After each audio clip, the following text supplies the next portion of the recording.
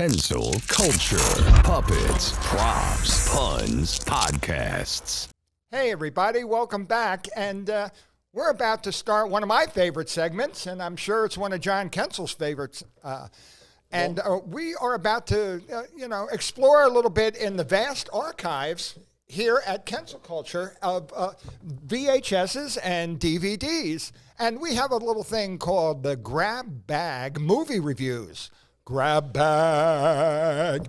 And what we do is we take a bag just like this, right over here. And one of us reaches in and pulls out a tape or a DVD, and we give a mini review of it. And so let's get this segment started. We're going to let the illustrious John Kensil, okay, named after Kensil Culture. He loves the movies, okay. John, we're going to let you pick the first movie to give our mini review of. And this bag is from your home, right? Okay. It's my luggage, okay. All right. I got to tell you. All right, let's see what it is. Okay, Master of the World, okay. Good God. Starring Vincent Price. How in the world, other than Hollywood telling us that he's scary, he looks like a big, leering creep. You don't like Vincent Price, okay? I actually know a guy who danced with him once, okay? What does that say? I think he's a neat personality, but how the hell is he scary? Oh, there's Vincent Price. Hi, fellas. Well, he had that theatrical voice, and he had that, a lot of times he would do, like voiceovers, and he would do, be the narrator of something spooky, and he always had that spooky voice. I never even heard of this movie. Oh, Masters of the World. This is actually by Jules Verne. This is based on a Jules Verne book. Okay, last week we had H.G. Wells, Jules Verne. Okay, French author, and he was also a futurist, and he did 20,000 Leagues Under the Sea.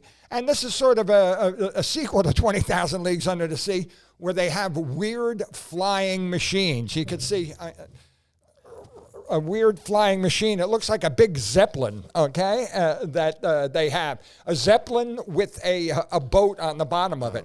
But this is one of right over there, Charles Bronson's first movie. Oh, really? I didn't know that. Yeah. Charles Bronson plays one of the sailors who are in this giant balloon-like thing. Now, I'm going to give it, because I did see it, John. Right. Okay, at any price. But I'm saying that Master of the World was actually a little bit, it was a little bit creepy and dull, but the special effects were so much fun. Does Charles Bronson ever try and fight Vincent Price? Like, look here, you pencil neck geek, I'll strip your... Does he, or is he partners with him in the movie?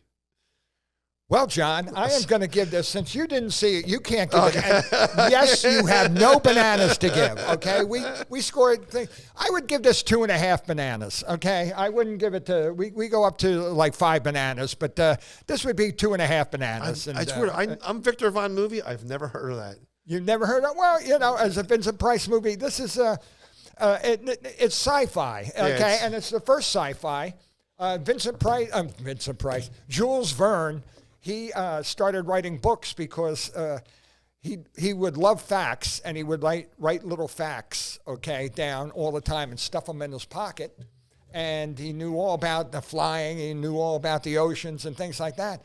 And there was another author, I think Voltaire, who told him, you should write books using that stuff. And that's where we get 20,000 Leagues Under the Sea, The Mysterious Island, and that Masters of the World. So I'll give it 2.5 things. It's the story's kind of slow, but that's it. So I get to pick one now, John. Yes, he picks one now. It's Legendary Wood's turn to pick a movie. Right over there, right under.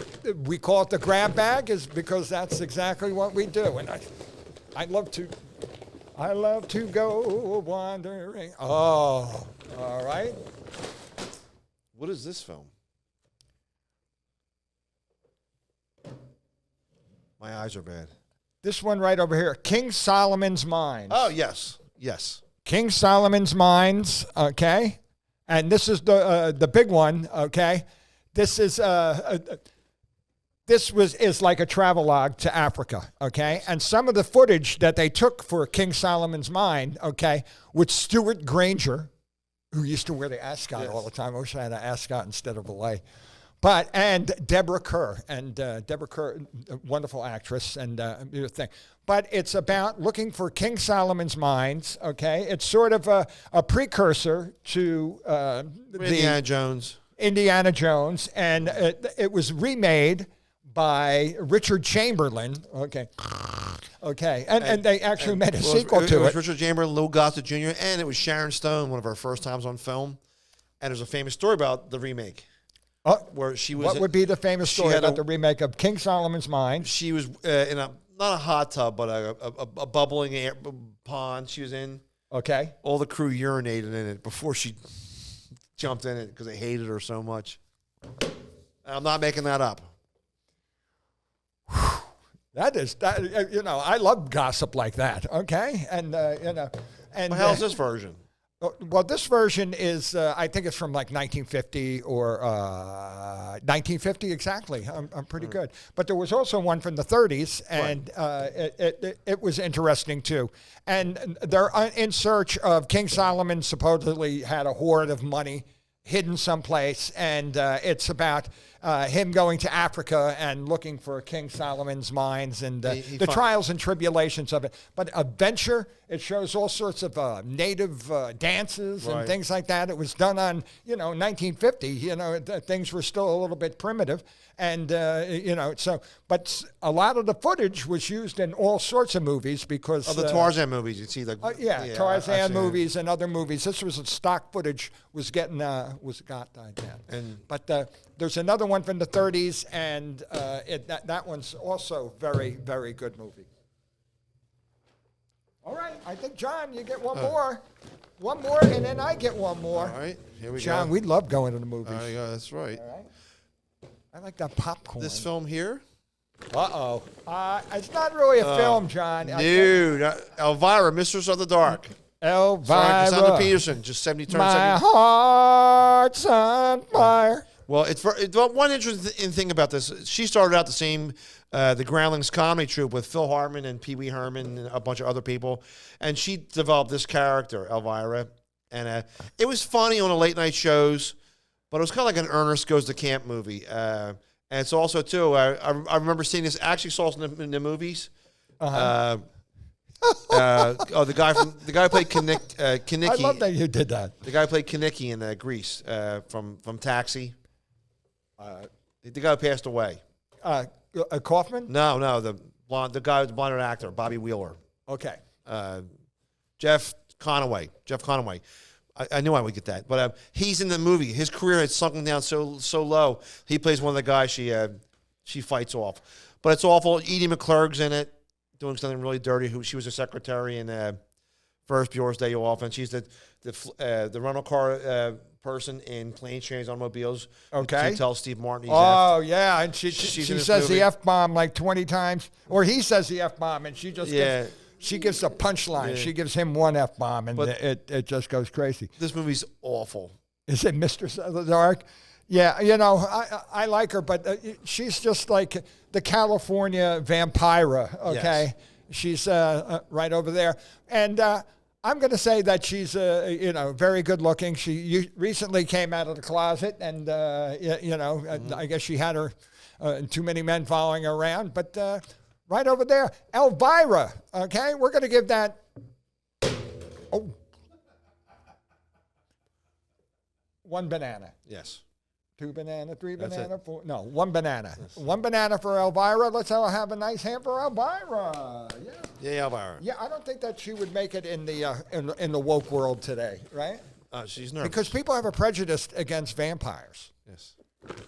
Okay, I think it's your turn. No, you just picked one. That's right, yes. I get the last one. Ladies and gentlemen, this is mini grab bag review. All right?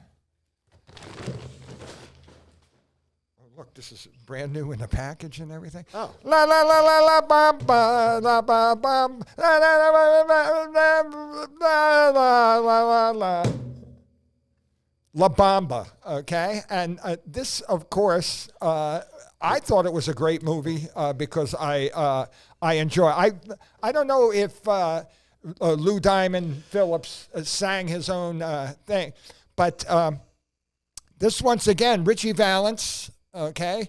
He had La Bamba was his big hit. He was 19 when he died, or 21. He was very young. Very young. He died in a plane crash along with Buddy Holly and the Big Bopper. Yes, it's Richie Valens, and I think some people were kind of upset because they think that Lou Diamond Phillips doesn't look Mexican or Latino. He looks almost like Filipino a little bit. I thought he did a good job. I mean, he does so many crummy movies. Oh yeah, he does. That it was good to, any biography about rock and rollers is okay in my book. One of my favorite bands is Los Lobos, and they do all the vocals and singing in it, the La Bamba song.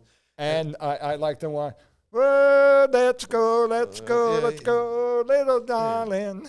Come on." Richie Valens, And he does WAP, the original version. But that has what do you call it? It's a very neat movie. Soundtrack's really good. He was 17. Oh, poor kid. That's right. And his brother in the movie, Asa Morales. Yeah, it was a brotherly conflict, and he was actually really good. Good too. and evil, and stuff like that. You know, they make it a little. All these biographies are a little bit dramatic. I don't know if they used the original music or that if Lou sang it himself. No, I don't think. Maybe. Okay, and I would give this 4 bananas. Yes. Okay, 4 banana. That's a 4 banana movie, and La Bamba. And we're going to say right now, from Kensil Culture, let's go. Sorry, John. I'm just. Thank you, everybody.